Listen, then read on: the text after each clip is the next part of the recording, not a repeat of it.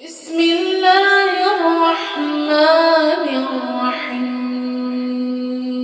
صلوا علیہ وآلہ۔ صحیح بخاری حدیث نمبر 131۔ رسول اللہ صلی اللہ علیہ وسلم نے ایک مرتبہ فرمایا کہ درختوں میں سے ایک درخت ایسا ہے جس کے پتے کبھی نہیں جھڑتے اور اس کی مثال مسلمان جیسی ہے، مجھے بتلاؤ وہ کیا درخت ہے؟ تو لوگ جنگلی درختوں کی سوچ میں پڑ گئے، اور عبداللہ بن عمر کے دل میں آیا کہ میں بتلا دوں کہ وہ کھجور کا پیڑ ہے۔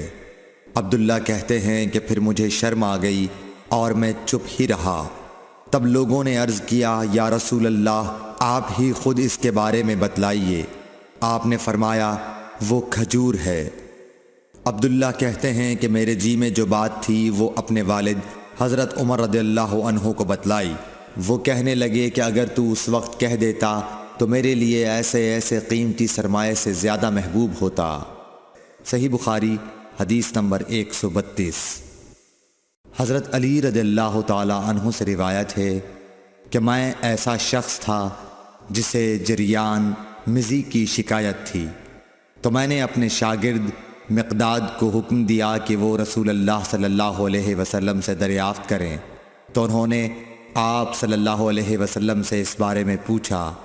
آپ صلی اللہ علیہ وسلم نے فرمایا کہ اس مرض میں غسل نہیں ہے، ہاں وضو فرض ہے۔ صحیح بخاری حدیث نمبر 133۔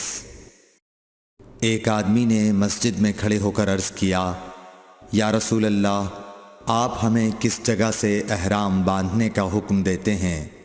تو رسول اللہ صلی اللہ علیہ وسلم نے فرمایا، مدینے والے ذوالحلیفہ سے احرام باندھیں، اور اہل شام جحفہ سے، اور نجد والے قرن منازل سے۔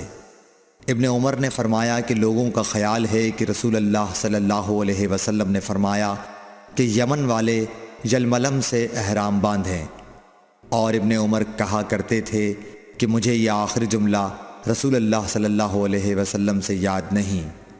صحیح بخاری حدیث نمبر 134۔ ایک شخص نے آپ صلی اللہ علیہ وسلم سے پوچھا کہ احرام باندھنے والے کو کیا پہننا چاہیے؟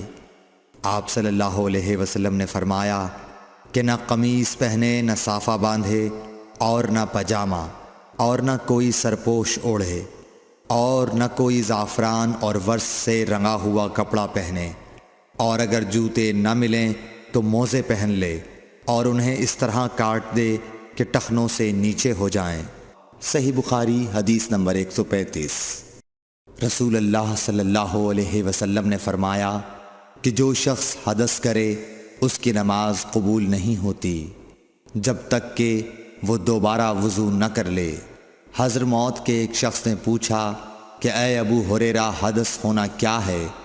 آپ نے فرمایا پخانے کے مقام سے نکلنے والی آواز والی یا بے آواز والی ہوا۔ صحیح بخاری حدیث نمبر 136۔ رسول اللہ صلی اللہ علیہ وآلہ وسلم نے فرمایا کہ میری امت کے لوگ وضو کے نشانات کی وجہ سے قیامت کے دن سفید پیشانی اور سفید ہاتھ پاؤں والوں کی شکل میں بلائے جائیں گے، تو تم میں سے جو کوئی اپنی چمک بڑھانا چاہتا ہے تو وہ بڑھا لے، یعنی وضو اچھی طرح کر لے۔ صحیح بخاری حدیث نمبر 137۔ رسول کریم صلی اللہ علیہ وسلم سے شکایت کی گئی کہ ایک شخص ہے جسے یہ خیال ہوتا ہے کہ نماز میں کوئی چیز یعنی ہوا نکلتی معلوم ہوئی ہے۔ آپ صلی اللہ علیہ وسلم نے فرمایا کہ نماز سے نہ پھرے یا نہ مڑے جب تک آواز نہ سنے یا بو نہ پائے۔ صحیح بخاری حدیث نمبر 138۔ نبی کریم صلی اللہ علیہ وسلم سوئے یہاں تک کہ آپ خراٹے لینے لگے، پھر آپ نے نماز پڑھی، اور کبھی راوی نے یوں کہا کہ آپ صلی اللہ علیہ وسلم لیٹ گئے پھر خراٹے لینے لگے، پھر آپ صلی اللہ علیہ وسلم کھڑے ہوئے، اس کے بعد نماز پڑھی۔ ابن عباس رضی اللہ تعالی عنہ کہتے تھے کہ ایک مرتبہ میں نے اپنی خالہ ام المومنین حضرت میمونہ کے گھر رات گزاری تو میں نے دیکھا کہ رسول اللہ صلی اللہ علیہ وسلم رات کو اٹھے۔ جب تھوڑی رات باقی رہ گئی تو آپ صلی اللہ علیہ وسلم نے اٹھ کر ایک لٹکے ہوئے مشکیزے سے ہلکا سا وضو کیا۔ عمرو اس کا ہلکا پن اور معمولی ہونا بیان کرتے تھے، اور آپ کھڑے ہو کر نماز پڑھنے لگے تو میں نے بھی اسی طرح وضو کیا جس طرح آپ صلی اللہ علیہ وسلم نے کیا تھا۔ پھر آ کر آپ کے بائیں طرف کھڑا ہو گیا، اور کبھی سفیان نے ان یسارہ کے بجائے ان شمالہ کا لفظ کہا، مطلب دونوں کا ایک ہی ہے۔ پھر آپ صلی اللہ علیہ وسلم نے مجھے پھیر لیا اور اپنی داہنی جانب کر لیا، پھر نماز پڑھی جس قدر اللہ کو منظور تھا۔